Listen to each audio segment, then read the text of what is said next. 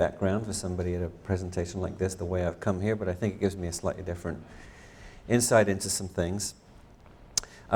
So I'm very happy to get the chance to speak to you and hopefully with you. And I just want to make a quick comment.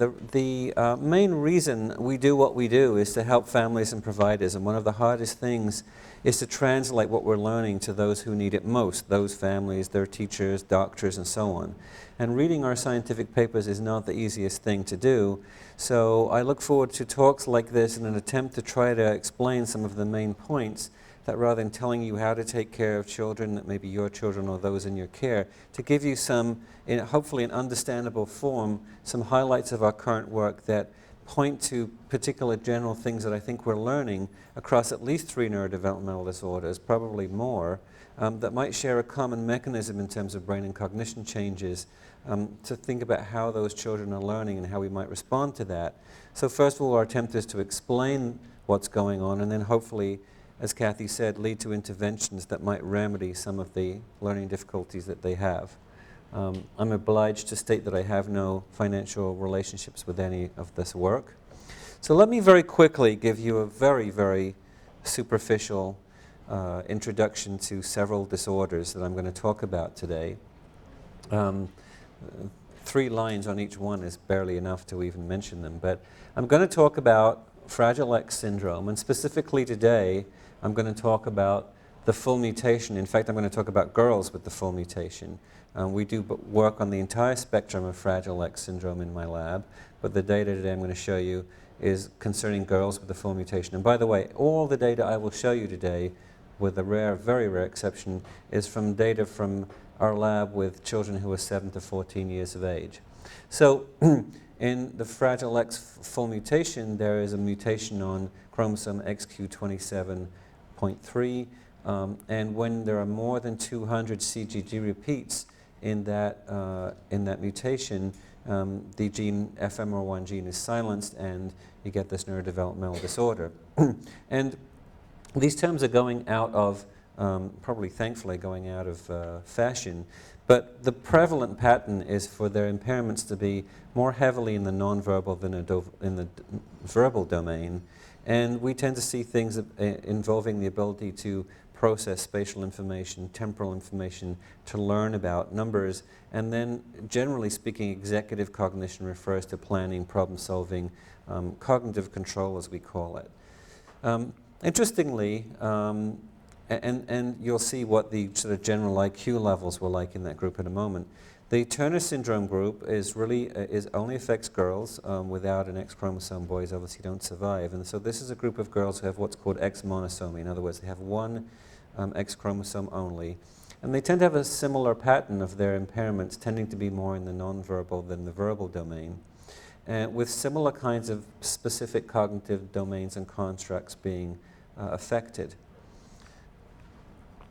The chromosome 22q11.2 deletion syndrome, you may have heard of it referred to as DeGeorge syndrome or velocardiofacial syndrome. There's a general push to try to use the more genetic term determination, because that's common to almost everybody that shows this syndrome. Is generally created by a almost 3 megabase deletion, 3 million base pairs deleted from chromosome 22q11.2.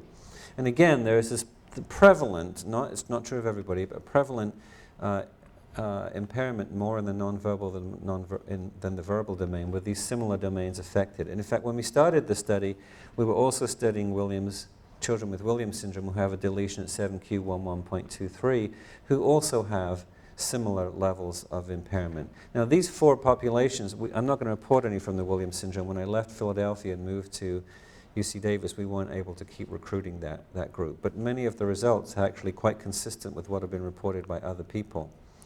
And as you may know, if you've seen children with these different disorders, there's a very wide range of functioning here. Children with Williams syndrome tend to be quite seriously affected, and girls with Turner syndrome tend to be quite highly functional. So there's a wide range, with the others in the middle. So what is the research question that we're asking here? Well,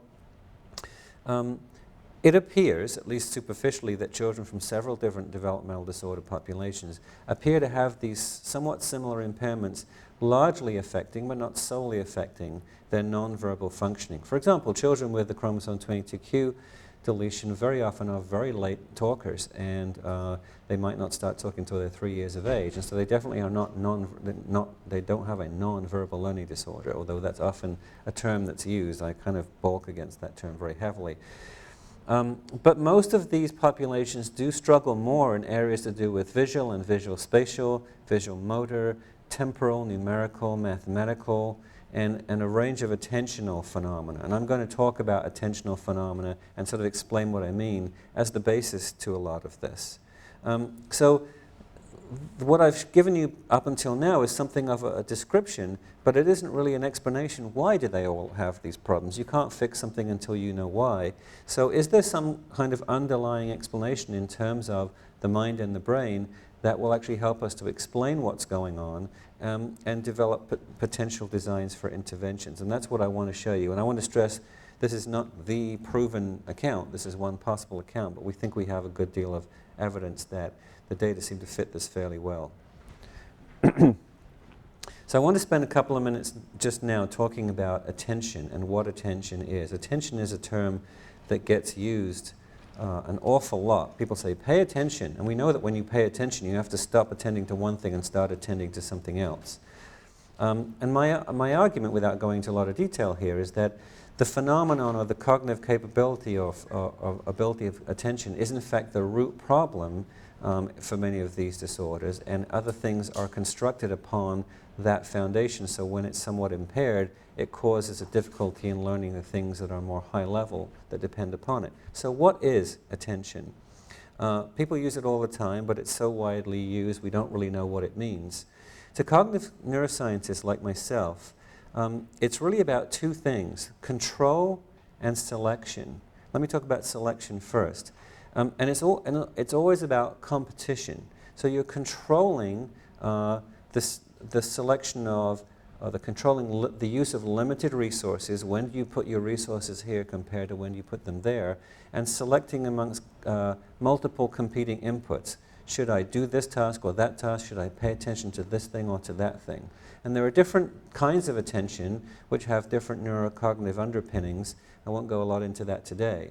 But let me just give you an example. If I show you a very complicated display like this, and I say, find the green vertical bar, it doesn't just jump right out at you, right? Because there are red vertical bars and there are green horizontal bars. So what you have to do is you have to resolve a competition between various competing inputs, which are green things and red things and vertical things. So when I say what attention is going to do is it's actually going to modulate your visual system in this circumstance, and it's going to say select the green things. So now if you just select the green things, you have a chance of finding it, and here it is over there. So that limits the input types to reduce the competition. And then there's an implementation process. How well are you able to do that? So what you can't see on this image, because the projector is a bit weird, is that generally when you find a thing, you tend to impose a sort of a center surround limitation to it. So it's like you put a bullseye over that thing and you suppress everything around that. So now what happens is you limit the input region, so you reduce distraction. Okay? And that's really what the control of selection is all about. But there's also the control of rules, where you have to compete, you have competing ways to think about how to use your cognitive resources, particularly things like selecting inputs. So in the famous Stroop test that many of you have come across, I might say to you, tell me the color of this thing, and you say it's green. But now I say, tell me the color of this, and you get a big competition going on. Should you say blue or should you say green? And that makes it really rather difficult. There's an inhibition going on. You have to choose between competing rules. Do I read the word or talk about the color? In math, you have a problem in front of you, and you see two numbers, and you may just go add those two numbers, but you have to actually figure out whether it's a plus, a minus, a multiply, or a divide. Okay? So rule selection is going to determine how you use those kinds of resources. So attention also has a capacity, how much information is getting through to your cognitive system, and an acuity or a resolution. Okay, so resolution is sort of how much access do you have to individual items without them being blurry or indistinct, and I'm going to come back to that in a moment. So think about it this way. If you were in a dark world and all you had was a flashlight, what you put your flashlight on is what gets into your brain. That's one part of attention. It's selecting information for your brain to process, and then you have to choose what to do with what you see. Okay, so that's kind of an example here. So let's just talk about how attention could have anything to do with space and time and numbers.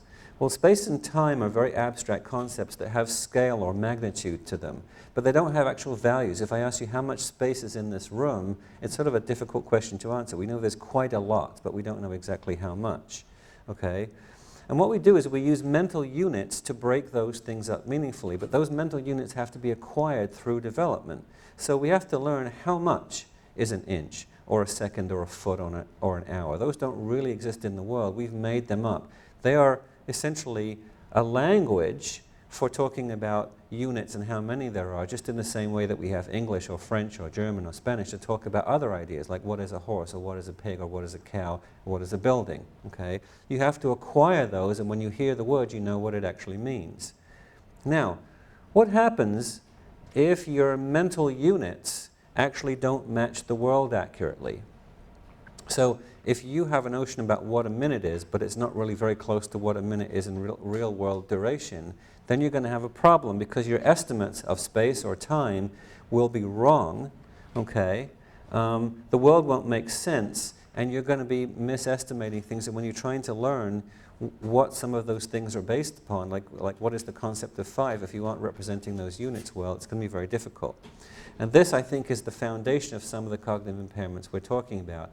And so spatial and temporal resolution of information through the attention system is the bottom level into this whole explanation. And so I think if we're right about that, and we're working very hard to determine whether we are, this will allow us to think about how to resolve and intervene. Okay? So let me give you essentially the two major hypotheses that I want to explain to you that I think underlie what's going on today. So the notion is that spatiotemporal, numerical, and executive impairments, so executive are more kind of frontal sorts of things that involve choosing how to use your resources, like should I answer with the color of the word or the name of the word. These are all impairments that are derived from impairments in lower building block systems, from more foundational kind of things. And they're very heavily involved in these attentional functions, and attentional functions in typically developing people. So I'll say this once now, and I won't have to keep repeating it. I always want to qualify when I'm talking about relating the mind to the brain. We only really know this in typically developing people. The brain is not something that is built by genetics and just unfolds naturally. It's built by an interaction between your experience and the biology that you have. So in typically developing people, all the studies that have been done matching structures of the brain to functions of the mind are beginning to be increasingly clear, or at least the circuitry involved. But in atypically developing people, especially ones with a genetic origin, a known genetic origin, they've never had a day of typical brain development. So we really don't know whether their minds and their brains are set up the same way. And I'll show you some evidence suggesting that they're not, though there's a lot of plasticity and we may be able to change that. But in general, there are well-known posterior parietal lobe parts of a circuit, not blobs in the brain, but parts of a circuit that tend to come in typically developing people to represent objects in space and numbers. And a lot of activity seen in prefrontal cortex is involved in working memory and control and that executive function I was talking about. And in just a moment, I'll show you where those are on the brain just to reorient yourselves. So two hypotheses I have is that there are differences in mental resolution of those mental pictures that you would get with your flashlight. So the way I think about this is comparing a detail of an image with two different digital cameras. Most people have an 8 or a 10 megapixel digital camera these days, but if you imagine you take the same picture with a 1 megapixel digital camera, and if I took the same picture twice of all of you out there, okay, and I put it on exactly the same computer, one from my 1 meg and one from my 10 meg digital camera, I could make very clear distinctions about where most people were. They're in the middle. But if I want to know if somebody is a little closer to somebody else than a different person is, and I zoom in on my 1 megapixel camera, I'm just going to get blur. I'm really not going to know. Okay, but if I do it on the 8 megapixel camera, I can get really detailed images and I can make good distinctions. So the idea is that that loss of resolution or accuracy is going to be because of lower resolution in space and time, and that differences in network connectivity are going to change essentially the underlying circuitry, which may affect speed and accuracy. So I hope this is not insulting to anybody. The brain actually doesn't have these colors when you look at it. They're just conveniently labeled to find the major parts. So the prefrontal lobe is most of our adult human brain. It's a very large chunk, and it's sort of this color.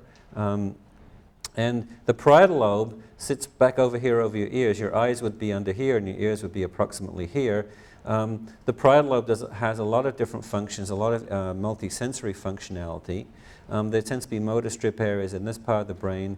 The temporal lobe has a lot of functions, laterally much more to do with visual information processing of different sorts, medially to do with emotional processing and memory and other kind of things like that. And the occipital lobe has a lot to do with visual processing.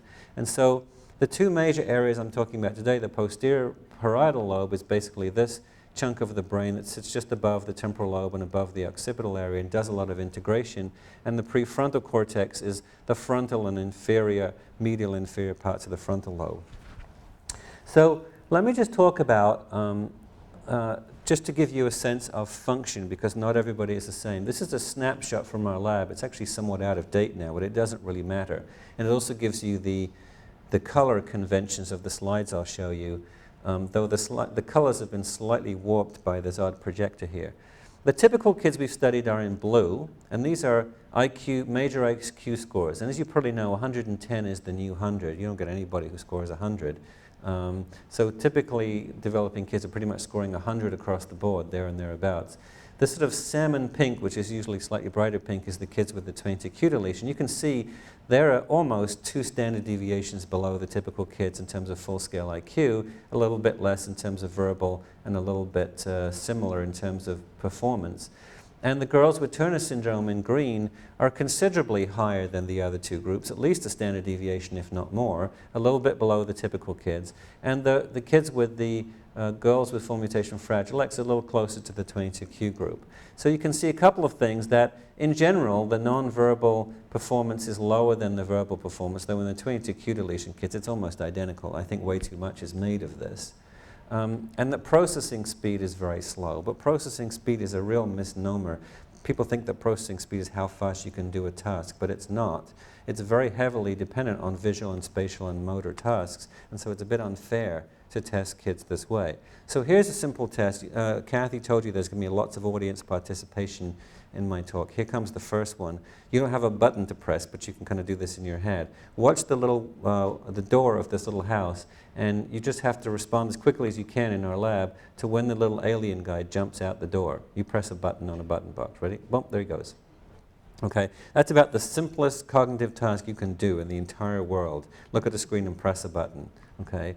When we do this, we find actually that there are no differences at all in the speed at which these kids can do this task.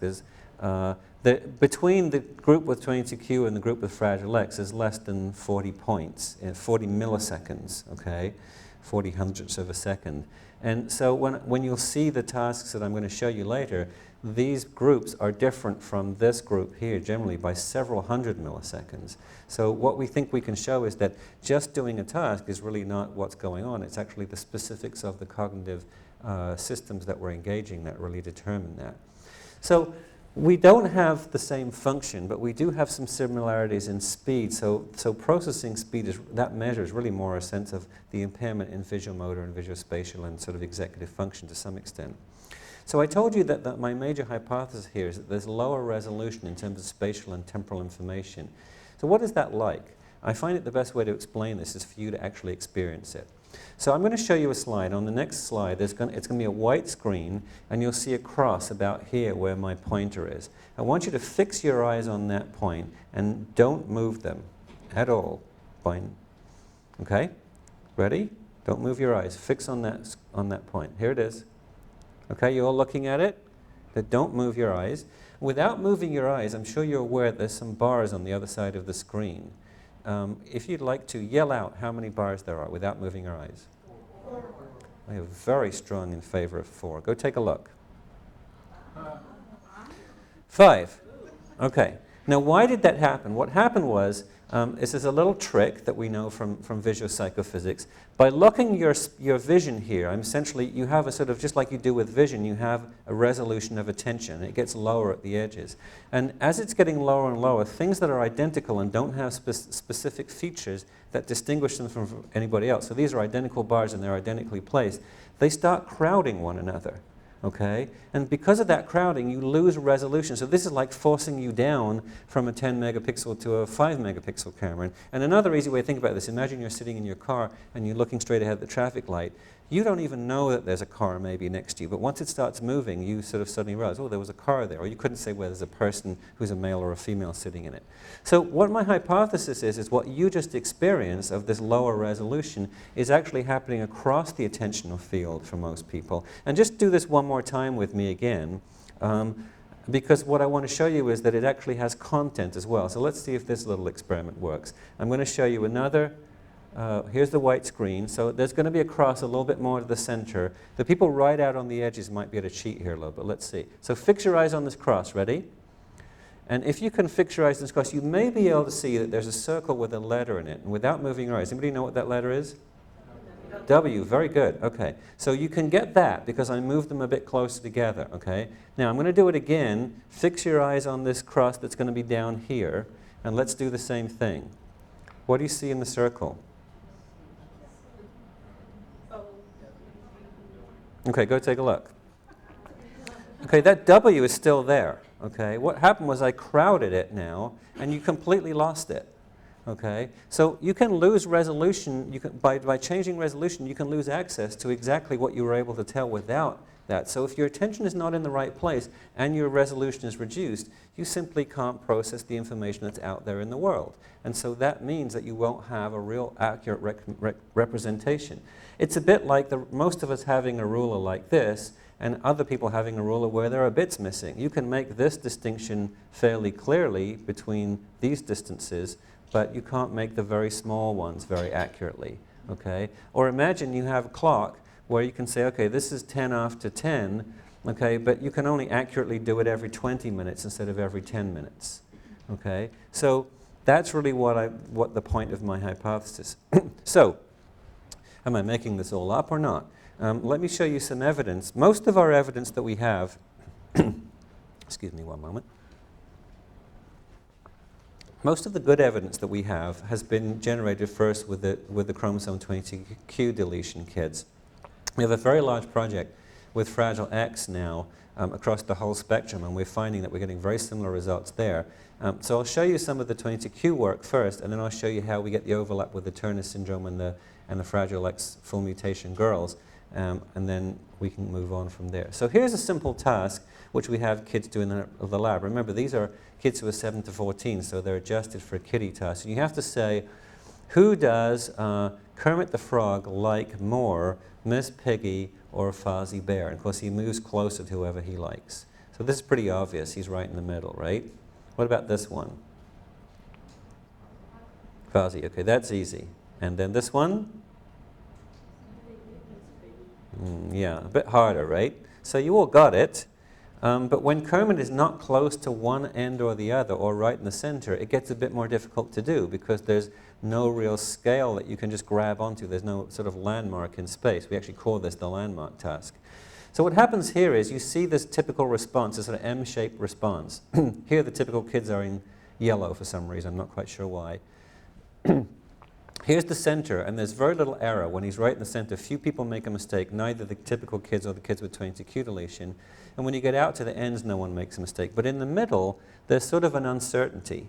And what we see is that the spatial resolution is reduced by about 30% on this task for the kids with the 22q deletion because they need the difference to be that much bigger before they can really be sure that there's a difference. Okay? That's sort of the catchphrase in my lab. The difference has to be bigger before you can see the difference. Okay? So there's an example from space, and from the same disorder, this is actually from a different lab, a lab in Switzerland, showing exactly the same thing. They tested duration, so you had to listen to a tone of a duration or look at two durations on a screen being presented visually and say, okay, now I'm sure that that one duration is longer than the other one.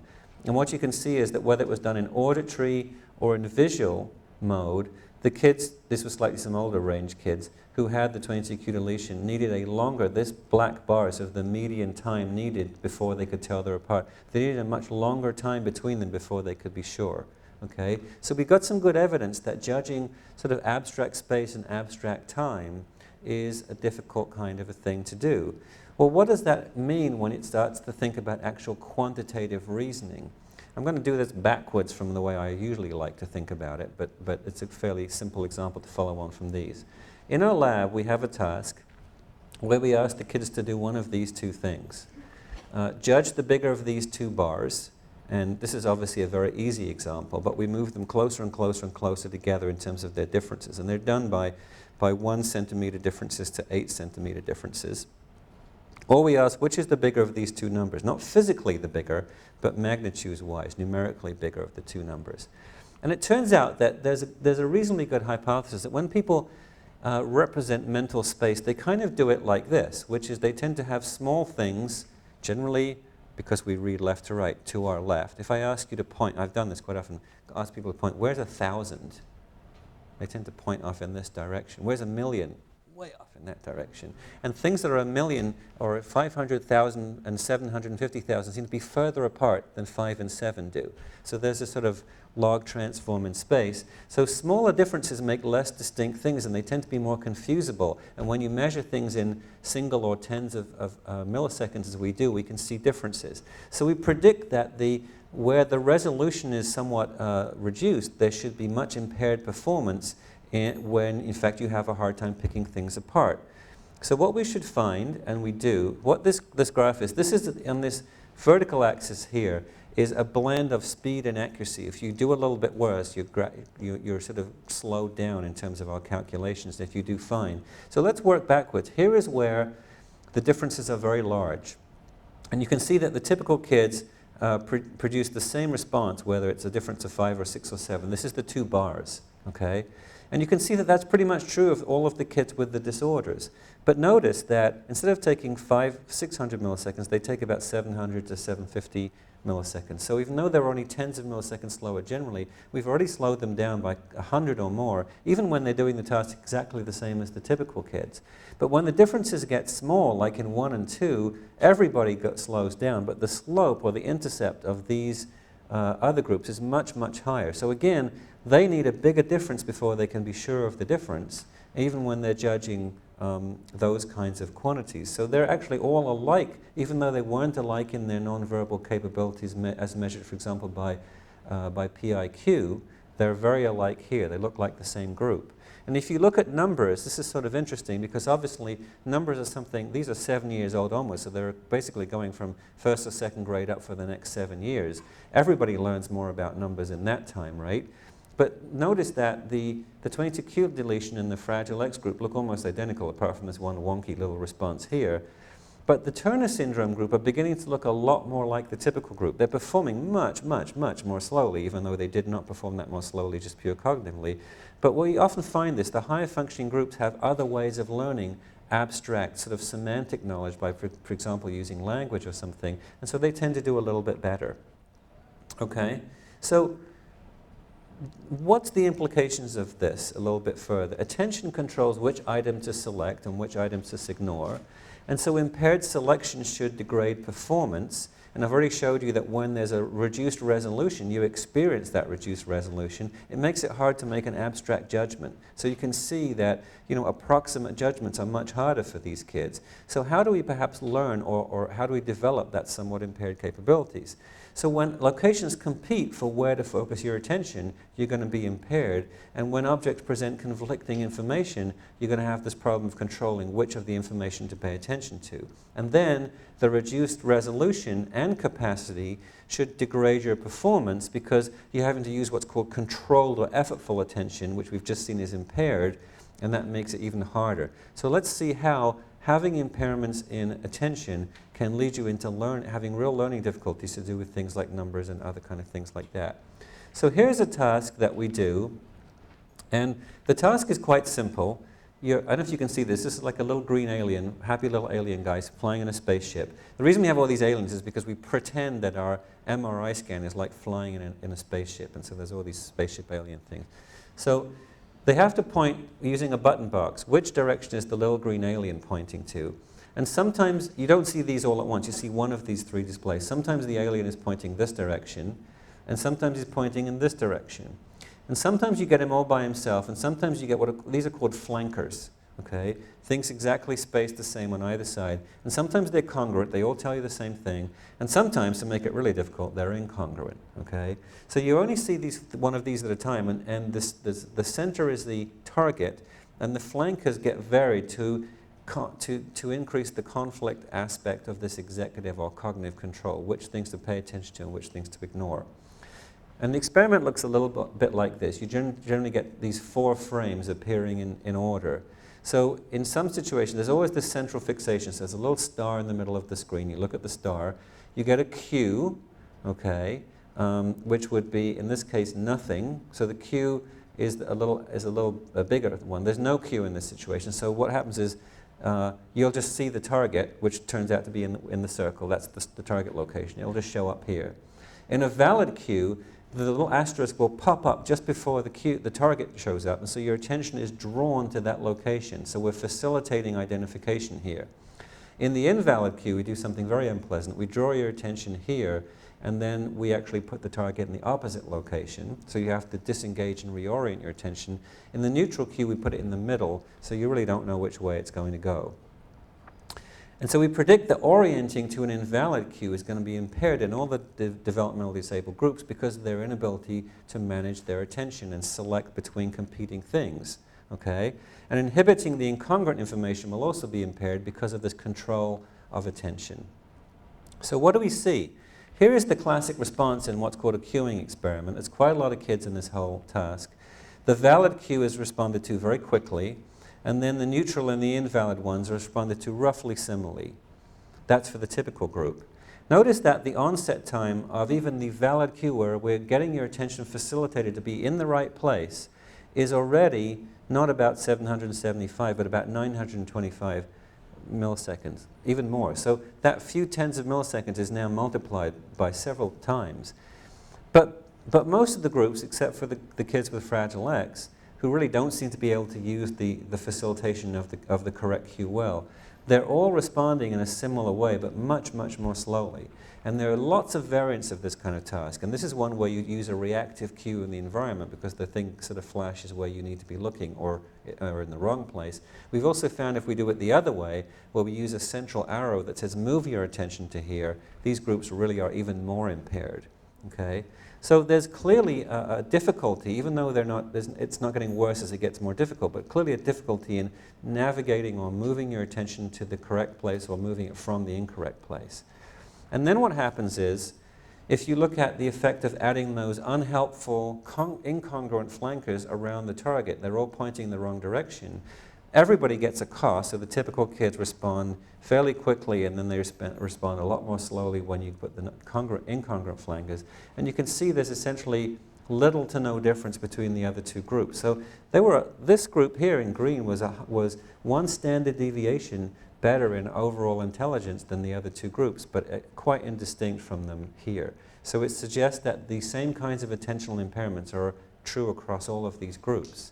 Okay, so we do have an impairment in selecting information and sort of controlling what to pay attention to. How might that affect your ability then to learn something about numbers? Now I'm telling you all this because if you're teaching kids or you're thinking about how they learn, you might be able to use this information to guide the way you present information a little bit more. Clearly, the more you can present information about where things are interesting in the world or important, rather than letting them find them, the better off they are. The extent to which you reduce conflicting information around the things that you want them to pay attention to, the better off they're going to be. Here comes another piece of audience participation. We're now going to use attention to see how attention is required for actually counting. Okay? This requires you to count in one of two, or enumerate in one of two modes, and you see small, the children and you will see small, you're actually going to see them a lot bigger than they see them, but you're going to see small, relatively crowded displays, and I want you to yell out as quickly as you can, how many green squares are there on the red background? If you're red-green colorblind, you're excused from this task. Ready? Let's yell it out as fast as we can, and we'll see how fast you can do it. 2. Huh? 210? I think most people agree there's two things here. Two. All right. Two green squares on the red background. Yeah. Right. Okay. Let's do it again. How many green squares on the next red background? Ready? 7. Okay. Most people got 7. 8 is... Yeah, it's actually 7. But notice there was a long silence between doing those things. So what you had to do was you had to move your attention around, either like this, 1, 2, 3, 4, 5, 6, 7, okay, like moving your flashlight around, or you grabbed a small group of them at a time. Now notice if your resolution is impaired, some of those that group may look like 2, not 3, okay? And so it's going to be harder to do. So you have to move this serial attention. You're guiding your spotlight around in volitional search, as we call it, to gather each one of the items, cross them off your list, increment your counting list, and this is how attention is required for counting. And if you watch little kids learn to count, they very often do something like this: 1, 2, 3, 4, 5, 6, 7, 8, 9, 10, and they just keep counting, and they don't know when to stop, right? So they don't manage that process well. So you have to learn to manage the process. You have to not revisit things. You also have to stop in the right place and know that the last word is the right thing. So we predict there'll be no impairment here because that doesn't require that conjunctive search, as we call it, or serial search, whereas this that does require it is going to show impairment. What do we find? Well, there's no crowding here, and we have no difference, neither in speed nor in accuracy. So we've taken the speed effect away, showing that in fact they can do it just as fast. All 3 groups are identical. But as soon as you get into that counting range of being more than about 3 items, here go the typical kids, and here go all the others. Much slower. And here's another interesting thing. Most people make errors only out when you get past this bunched up line, okay?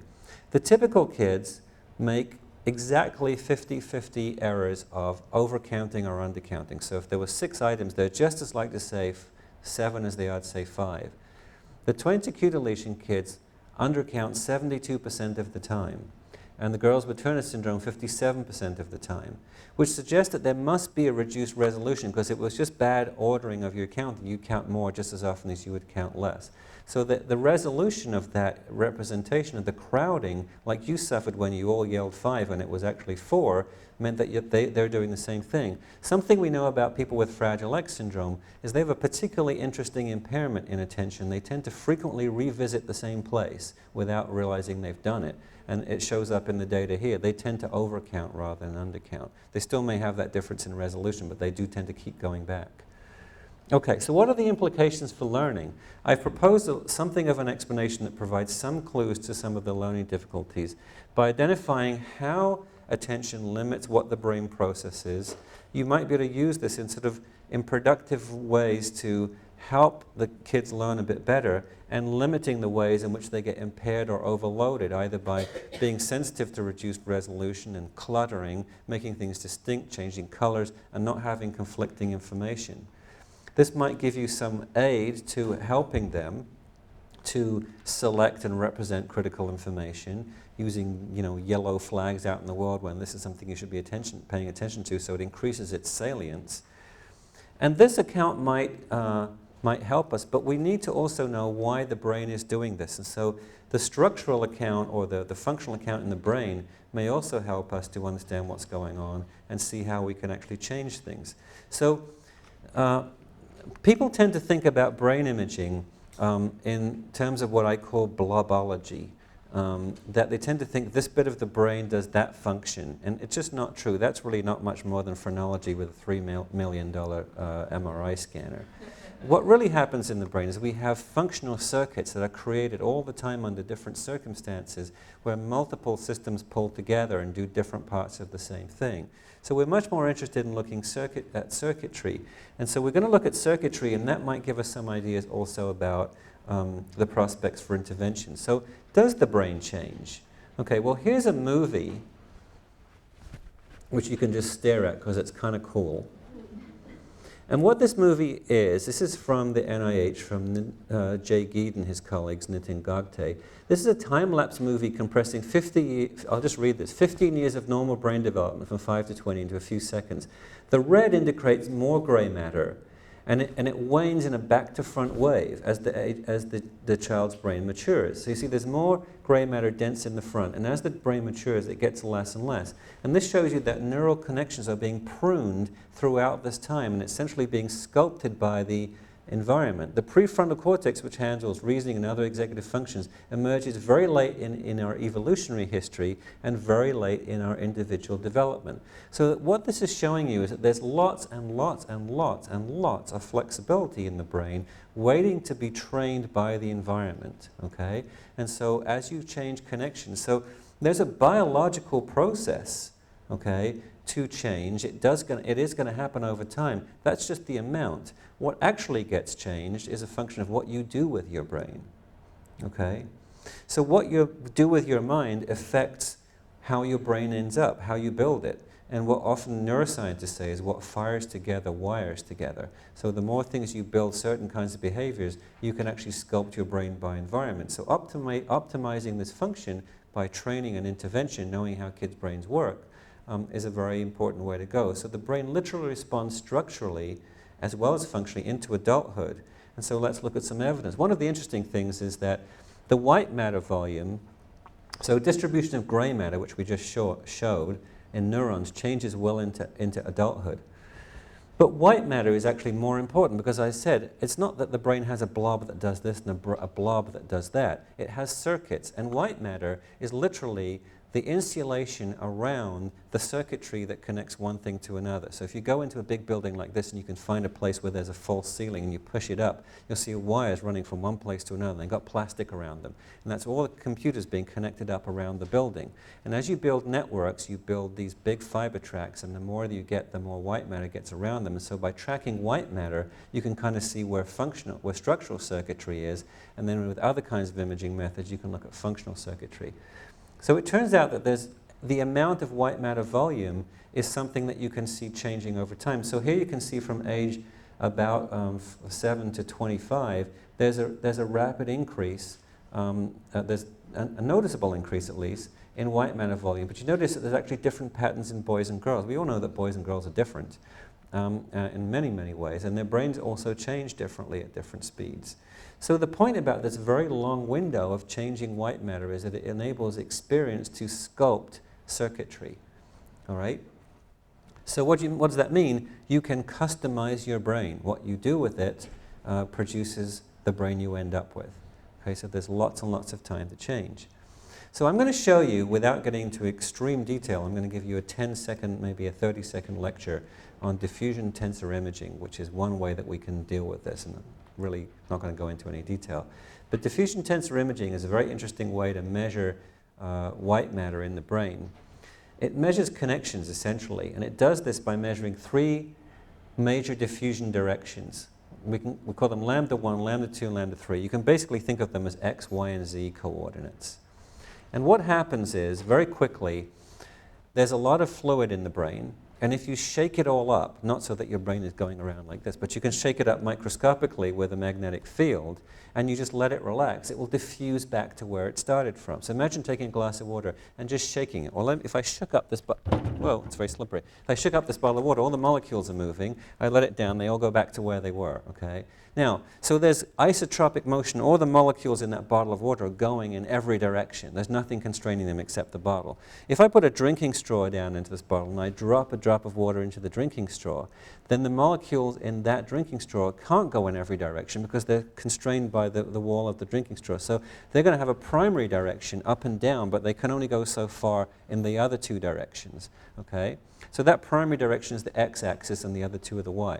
So in the brain, the first one represents the one parallel to the diffusion direction, like down the straw, and the other 2, that's called axial diffusivity, and the other 2 are called radial diffusivity. They're radiating out perpendicular. That's the y and the z directions, okay? And we often refer to something called fractional anisotropy, which is a big complicated word. It means anisotropy means not isotropic. It's anisotropic, not going in a single direction. So how much of the total isotropic motion is limited to a single primary direction? That's what we're looking for, okay? So here's an example of that. Here's the glass of water, and here's a bunch of molecules, and if you just let them go free, they'll kind of disperse isotropically in every direction Now, it depends what country you do this in. It looks like a soccer ball. Oh, we just had the World Cup. It's a soccer ball, okay? It's sort of spherical.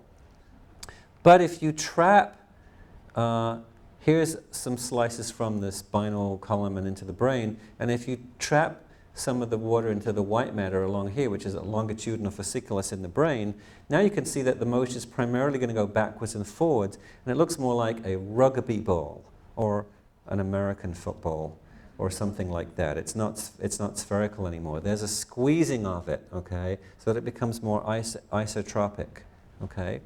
And so FA is the fractional of the overall motion that's in that direction. And you can measure it like this, and it's completely incomprehensible, especially with the low colors. But here is total diffusion, and if you've ever looked at a brain, we're looking at a brain from the top as if the top of the head's been sliced off. Not very pleasant, but these would be the ventricles, and the ventricles are just open spaces. They're like just big empty spaces full of fluid. So there's very high motion, so there's very high isotropic motion here.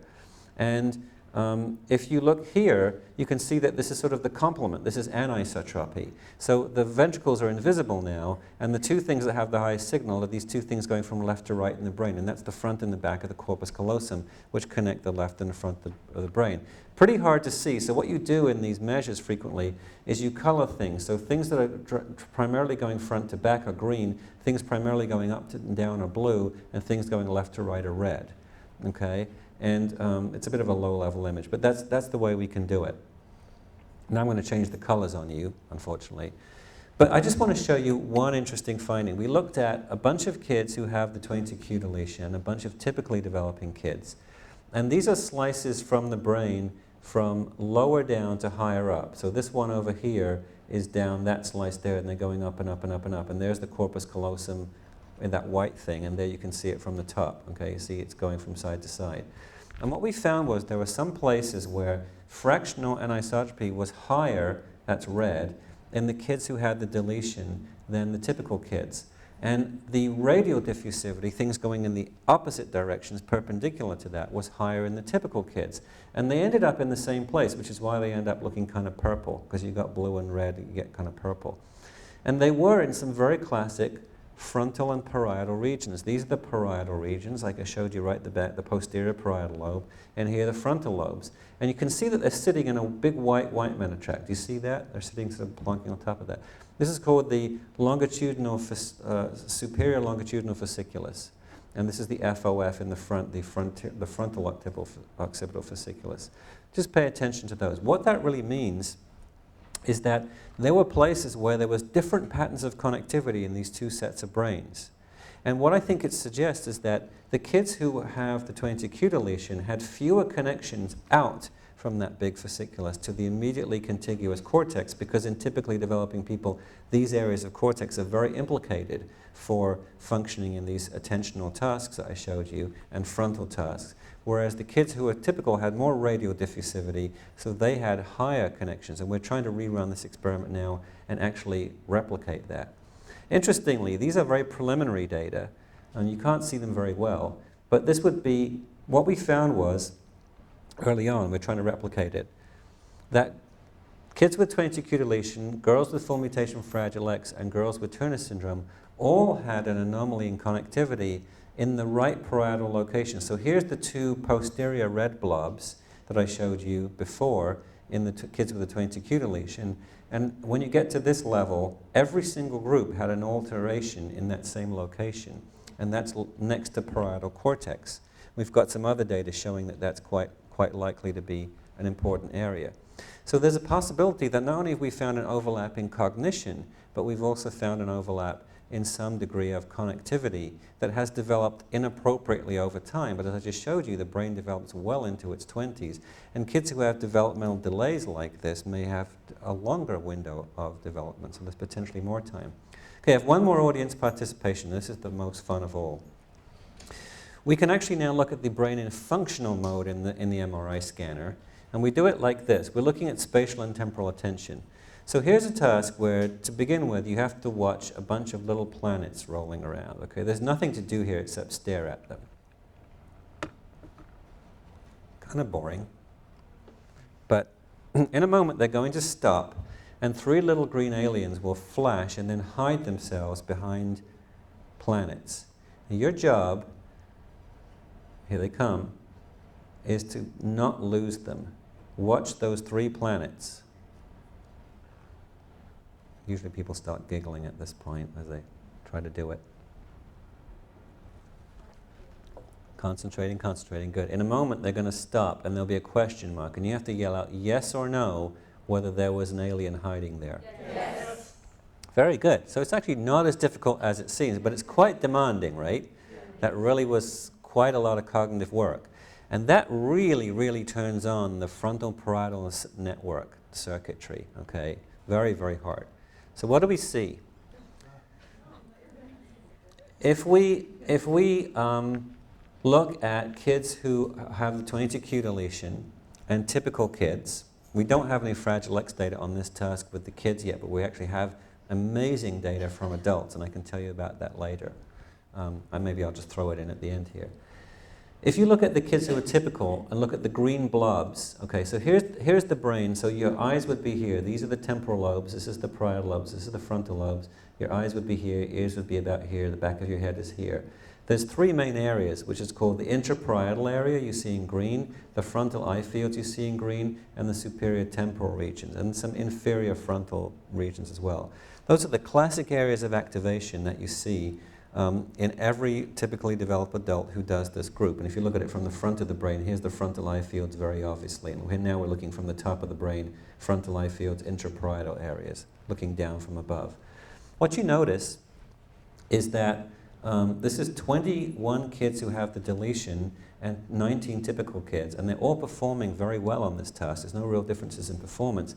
You see that the green blobs are overlapping the yellow and orange ones, so it shows you that the kids with the 22q deletion are activating the same circuit, but there's a lot more activation that shows up in their brain than shows up in the typical kid's brain. In fact, it seems to connect all the main areas together. So it almost suggests, we don't really know what this means yet, we're working through understanding this, but it means that they do have a different neural circuit for this task. Maybe they need more real estate to keep everything going. They're sort of like they need more wires to connect things together to keep it going. And so it suggests that they actually can do the task and they can do it quite well, but their neural response is quite different and involves a lot more stuff. And in fact, if you look at another paper, we just published this paper of 13 typical girls and 11 with Turner syndrome, you can see almost exactly the same phenomenon. So just looking at the top, here's the intraparietal area, and here are the frontal eye fields. And you can see that the girls with Turner syndrome activate in blue the same areas as the typical kids in green, but once again, there's a lot more real estate being turned on, more this time on the left-hand side, suggesting that yes, they can do the task too very well, but they need a whole lot more activity to do it. So what are the implications of all of this stuff? I think the advances in our research have provided better understanding of something about the software running in the minds of those who have several disorders that seems to be quite similar to one another. They're running different programs ever so slightly in the terms of attention and then how attention enables you to build up these capabilities. There's something a little bit different about the data, the quality of the data that they're using. It's like when I showed you at the beginning the 5 bars on the other side, and you almost all underestimated. They have a lower resolution to the data, so it limits the accuracy of the computations that they can do. And there also appears to be something a little bit different about the hardware, so that when you put all of those things together, so now think about your favorite computer program, and you tinker a little bit with the hardware, and you mess up the software a little bit, and you put a few bugs in the program, you're just going to have a much harder time doing what you're doing, but you still may be able to do most of it, okay? So what's the software engineering fix? Well, if this account is right, there may be one. And there is a lot of evidence that the typical spatiotemporal system is quite plastic, meaning it has we saw the whole brain changing over time, but these very specific systems are actually plastic. What that means is it gets much better and much faster and sharper with practice and stimulation, okay? It turns out in a very weird way that a very good stimulation for spatial and temporal processing systems is the very video games you do not want your kids to play. So there's some research showing, oh, by the way, I was going to throw it in, the adult data that we have on functional imaging, by the way, on that very same task with people with Fragile X, even if they don't have Fragile X syndrome, but actually with carrying the premutation, much less heavily affected, replicates exactly that same thing that we saw. And even that intraparietal area is the key difference, and even seems to be dosage related. So we've got several converging pieces of evidence showing that there's a change in circuitry. So if you take typically developing college kids who love to play Doom and Medal of Honor and those kinds of horrifying things that stuff is flying at you and you're shooting and all those kind of things, after playing those for quite a long time, their resolution of space and time goes up even further. And if you take people who don't play those games and you train them to play those games, they also improve. So it's not just self-selection. And then you go back and you take them to the lab and you look at the spatial and temporal resolution of their attention system. They would get all of those 5 bars that you guys couldn't get. It even extends beyond the training area. So what we would like to do, so we're not going to give Doom and Medal of Honor to a bunch of 7-year-olds with neurodevelopmental disorders. What we would like, and again, there's lots of things happening in those games that are not tuned to the thing that we want to stimulate. So it's a bit like the difference between taking a general health supplement and taking the H1N1 virus killer when you know what you're going for, is we would like to build video games that will only respond reactively to your ability to gather things in space and time and stimulate that. And then we would like to use that in conjunction with our lab experiments to see whether, sort of like going to the optician, we can measure your spatial and temporal resolution first, then stimulate you with that, and then actually see if we can actually get a better resolution as a result, and then look at what the learning is. And in fact, we have a proposal that in Fragile X syndrome, these new arbaclofen mGluR antagonists that you may have heard about or read about recently that are potentiating more brain connectivity could be used in conjunction with such a video game. So Seaside Therapeutics and I have been talking about this. We just can't get anybody to fund it. It cost about $500,000 to build a video game, so if we can find someone. If you happen to have $500,000 lying around, let me know.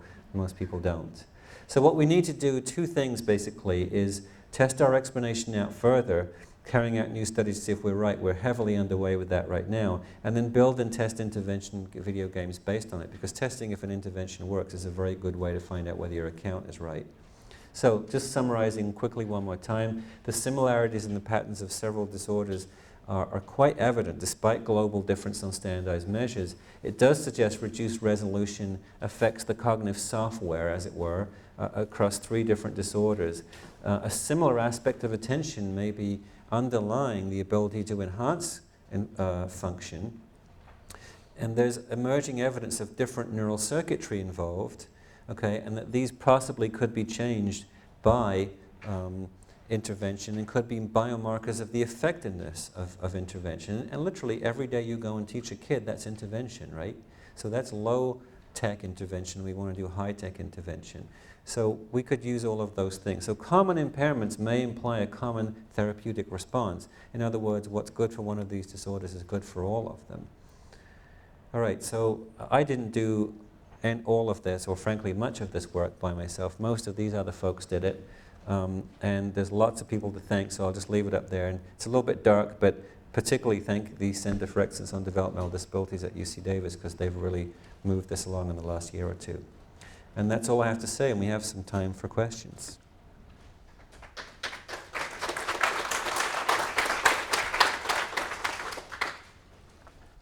I'll open the bottle now so I don't pour it down the front of myself while I was talking. Yeah? How do you know that these learning problems aren't caused by something other than Turner syndrome or Williams syndrome? Could it be caused by something as specific as cerebral palsy, for example? Well, that's a very good question. I don't really think they are caused by Turner syndrome or Williams syndrome or something. What is happening is that somebody who has Turner syndrome or Williams syndrome or something like that is experiencing a change in their brain moving forward from early in development. So it's not the fact we're saying the diagnosis is the explanation. It's what has happened essentially in the software and the hardware and the data structures. So I think my whole point is that what our data show that diagnosis is somewhat irrelevant. There are many ways to get there. And in fact, many people who have, I'll use the term, a nonverbal learning disorder that has no real diagnosis at all, are probably experiencing the same thing. So the point more generally for us is that there are brain circuits And there are cognitive functions that we can identify quite well that are operating differently and with different kinds of data. And that if we can find anybody that fits that pattern, they probably fit this. But we want to be evidence-based. I'm not saying this is the answer to everything. We've got to make sure that they fit that criterion. So it's not so much there's a specific diagnosis, that there's a way to get to an impairment or a change in that system. If we can explain it, we can figure out what the right intervention would be. Yeah. What's your objection to the diagnosis of nonverbal learning disability? The question is, what's my objection to nonverbal learning disability? Well, it's several.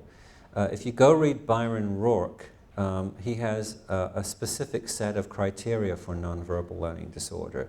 And I don't remember them all now. Some of them have to do with motor difficulties and other kind of things like that are not true of most of these kids.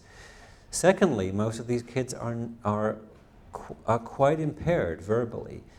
Specifically linguistically. As I said, many kids with a 20q deletion don't speak full words till their 3rd year. They have a lot of problem with language comprehension. They have lots and lots of challenges in those areas too. So when you say it's non-verbal, it suggests that they have no problems over there. So they don't really fit the formal criteria of what Rourke, who made the definition, provided for non-verbal learning disorder, and they also don't have only non-verbal problems. So I think it gets a little bit confusing. I think naming is important because it tends to imply what you are or not challenged in. That's my real reason. Yeah. Well, how does age as a variable fit into your data? Oh boy, that's a great question. We're just looking into that now. How does age as a variable fit into our criteria? It fits in a lot. It fits in a lot, and it fits in very significantly. So we have just reached a very interesting point in my lab, where, as you can probably tell, the work in my lab is being driven by the 20q disorder, and we actually have finished just recently about 5 or 6 years of work where we've accrued a very, very coherent data set on as many as 60 children with that deletion, imaging results, several cognitive measures, even a few standardized measures that you'd be more familiar with. And we have about half as much on the other disorders. So you need very large sample sizes to be able to sort of start doing regression models and stuff like that. And something very interesting is showing up. I would say that almost without fail, now that we've started to look, and we've just started to look, every single phenomenon at which we look shows that there is change going on. There is positive change going on across the whole thing. So of course, development is happening. You kind of go, duh, but of course development is happening. Well, what's happening is that it seems to be that the impairments generally, there are a few exceptions, are much worse in the younger kids than they are in the older kids. That doesn't mean to say the older kids are exactly where the non-affected older kids are. In a sense, what we have in our lab is kind of a neurodevelopmental definition of developmental delay. So if you slide everybody apart chronologically, you can actually find places where there's a good deal of overlap. They're just several years apart. So actually, this is one of my problems with the term. We tend to now use the term intellectual disability. It's replaced mental retardation. There's lots of problems with the term mental retardation. Mental retardation is actually, strictly speaking, linguistically accurate, because what we have is a slowed development here, not an inability to do something. We don't use intellectual inability, we use disability. But so age really does seem to be a factor. And so one of the interesting things we're trying to figure out is, just like autism or any other disorder, there are spectrums within these disorders. So why are some people almost close to where they are at their regular age and some people far behind, and what is the intervening variables that look at that? And many of these disorders are ones that produce a lot of other medical issues and complications. It may be that those are playing a role, as well as much more important things that interface your ability to deploy your intellectual resources in the world. Anxiety is a very, very big one. If you have good intellectual resources in the world because it's challenging to you, is anxious, you won't deploy those intellectual resources, and that plasticity won't be taken advantage of. So getting that stuff down, we have a lot to say about that in our lab these days. So there's many, many non-linear factors, but age is a very, very interesting one. And the kids are all moving forward. They're moving forward at different trajectories, different rates, and that's something we're very interested in right now. There's a question in the back, I think. You were talking about the possibility of having video games that maybe help children work on their attention or being able to process these things faster. It seems like in the last few years there's been interest in having games like Brain Age, Big Brain Academy, these different kind of, and even on the internet you can find games that are supposed to help you. That's what the study section of the NIH said. They're all out there.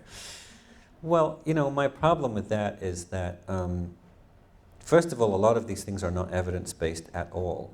Somebody made a nice program and figured they could sell it because everybody wants their brain to be better or their kid's brain to be better. So if you didn't hear the question, it was, you know, essentially the question, if I hear it right, is what's out there? Yeah. Well, there are many things that are out there that are based on nothing but, hey, I think this would work, or hey, I don't even care if this works, I can sell it to a lot of people. So there's a lot of non-evidence-based stuff. There are definitely some things that really are evidence-based, and they have a couple of different characteristics to them. If you listen to public radio or watch public TV around here, I'm sure you know all about posit science, because they've pushed that one pretty heavily. That's a fairly evidence-based approach. I mean, Mike Merzenich himself is a very well-known neuroscientist who did a lot of work on neuroplasticity. A lot of those games, however, are what I call practice effects games. They take essentially the cognitive psychologist's toolbox, like they take our experiments, they wrap the experiment up in a game, and they make you practice it again and again and again. Now, you will get better. There's no doubt there's a practice effect. That may even have some knock-on effects to other brain functions, but cognitive transfer is very limited. So you might get good at that one particular thing, but it may not have a knock-on effect. So it may be limited to that specific phenomenon.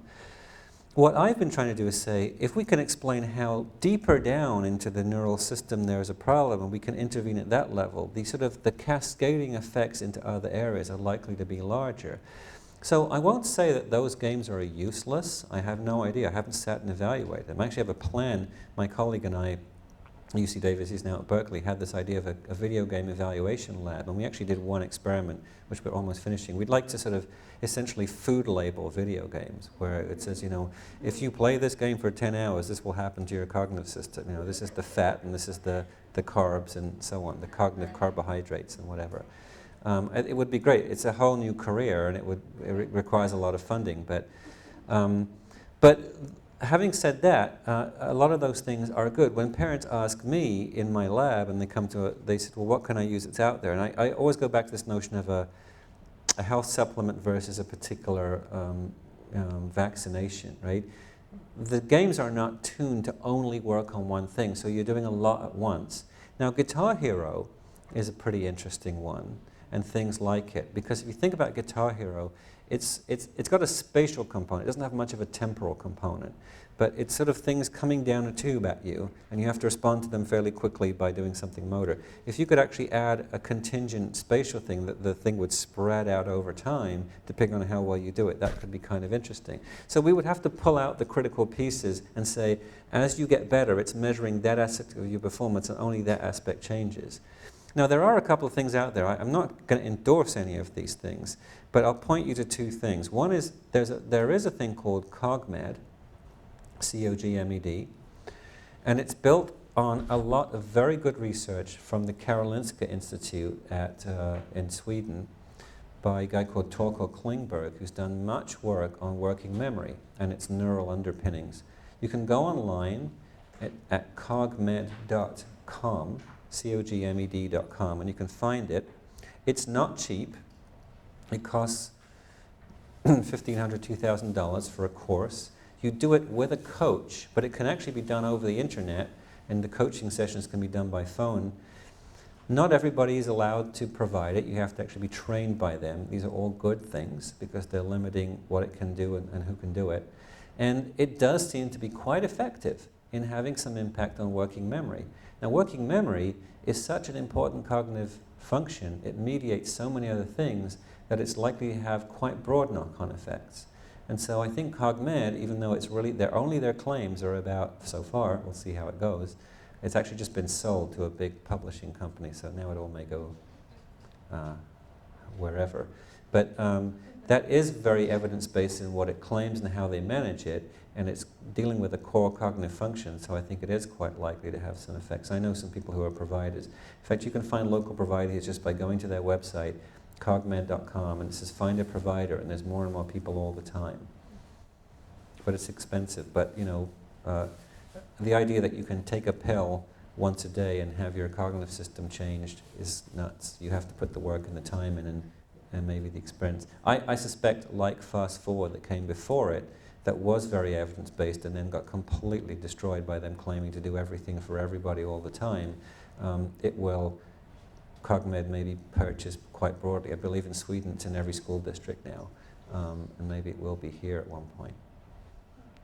The other thing I want to point to is there's also a thing called sharpbrains.com, and that's just a sort of a blog center, and they spend a lot of time combing through what's out there and trying to sort of, and you know, from a scientific basis and evaluation basis, they're educators and neuroscientists and other folks, and that's a good place to look. Just to get, you know, when you see stuff on the internet, how the heck are you going to know?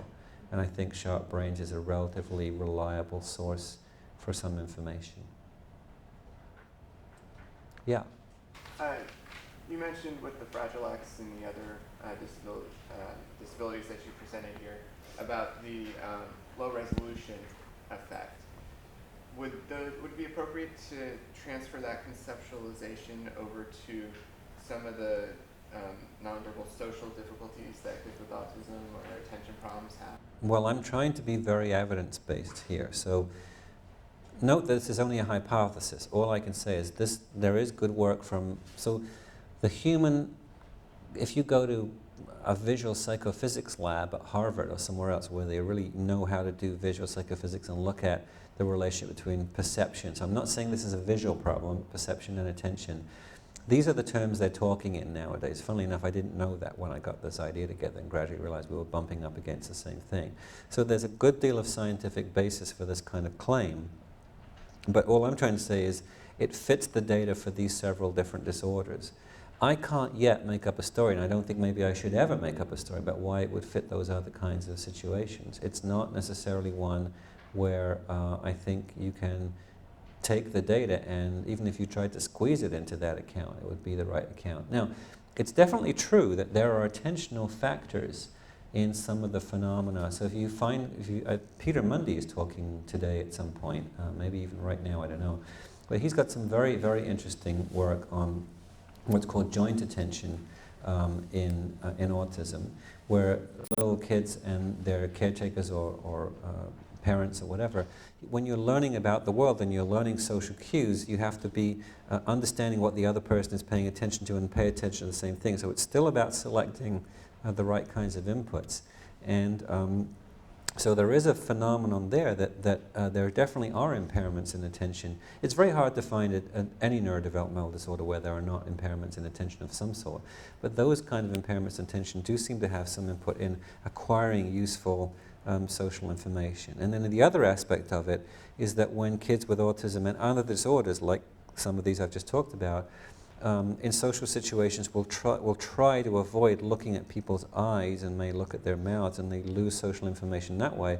That's another example of there being competing sources of information and they're directing their attention away from the stuff that might give them the useful information. But I don't have evidence to claim this is going to explain that, so I'm trying to only stay where the data takes me. Yeah?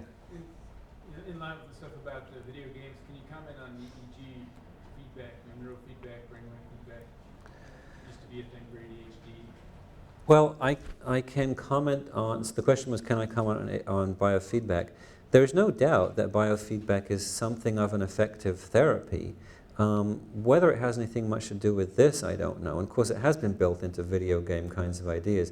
We do know that kids with these disorders are very anxious typically. I mean, just being in a world where everything is difficult and you don't understand, as well as being for some physiological reason very anxious, is a big issue. And being anxious makes you hyper-aroused. And when you're hyper-aroused, things that are not really salient capture your attention. So it's a really bad thing for your attentional control to be hyper-aroused and be anxious. And that may be the reason we see a lot of ADHD in these populations. The ADHD may actually be an attentional response to hyper-arousal anxiety. So there are things that we often recommend, like Camp Copilot and Coping Cat for cognitive behavioral therapies, some of which have a relaxation, meditation, sometimes even using those kinds of biofeedback. So being able to internally control your responses may actually help you to marshal your intellectual and attentional resources better. So I think the link is weak, but it's not non-existent. I think we have time for about one more question. Yeah. Are you aware of the research in reading from the University of Chicago, and I can't think of the person at the moment, who is looking at the foveal view, the fixation point as you're staring at something, and then the parafoveal view of the words coming in reading, and the delay in the shifting of attention from point to point in the word. You know, what you're saying sounds similar to the delay they're finding in the fluency of reading. Yeah. So the fluency of processing.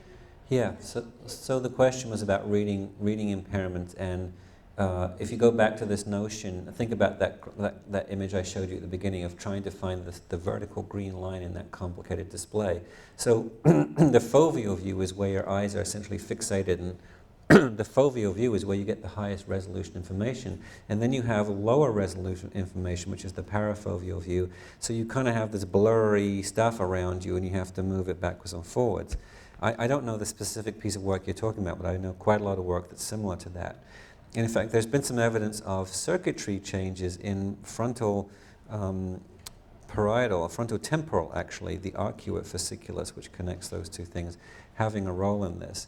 So I think that even though, as I was just saying, the gentleman in the back there, you know, I don't want to claim answers to things that I haven't researched, but I do believe that there probably is quite a similar explanation.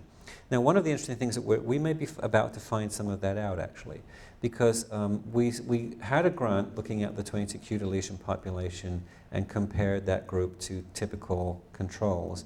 And then we brought in another grant, which was the Fragile X Turner syndrome and Williams syndrome grant, and that was to try to look and see, as I've showed you, whether there was some overlap here. In science, sometimes you can be too good or too lucky, I think we were more lucky than good, to find that there was, in fact, really an overlap. One of the big questions that comes up, well, isn't just this true for everybody then? You know, can you find a situation where it's not? So in order to take a look at that and to find out some things about disorders that have never really been examined in this way, our current study is actually recruiting kids who have either trisomy X or Klinefelter syndrome as our control group. They have, and it's always going to be a caricature, but their caricature is that they tend to be much better in the nonverbal domain than in the verbal domain. But the funny thing is, one of their biggest impairments is reading, okay? And so one of the questions to me is whether, in fact, they also have spatial and temporal information processing that makes it very hard. So let me just give you a quick example. People who have stroke that damages their parietal lobe, they very often can get completely lost in the world. And the reason for that is, what you're doing, this is why we had that planet experiment. What you have to do is that we walk around with this crazy but rather useful idea that we're actually watching a movie of the world, right, as we move around. It's just to have this beautiful, smooth view of how the world goes. It's not like that at all. We're getting snapshots and snapshots and snapshots, and just like old cine cameras, some of you in this room are probably old enough to, like me, to remember cine cameras, it interpolates between, or you can use a flip chart even with pieces of paper, right? Now, if time and space get out of sync enough with one another, you start moving, and when you come back, you can't make a connection between the two. And that, I think, is partly underlying some of the reading difficulties these have. They get a piece of the reading, and then they process it, and then they move on to the next piece, but they can't see how it fits together. And now you don't have a flow either in terms of the superficial information or its underlying meaning. And so we're actually going to get to some of the basis there, and it may lead us off in that direction a little bit. Though I'm not going to start a reading lab, but I might be able to talk to people who do. So there really could be something in that, yeah. Okay, I think we're almost done, so thank you for your time and your questions.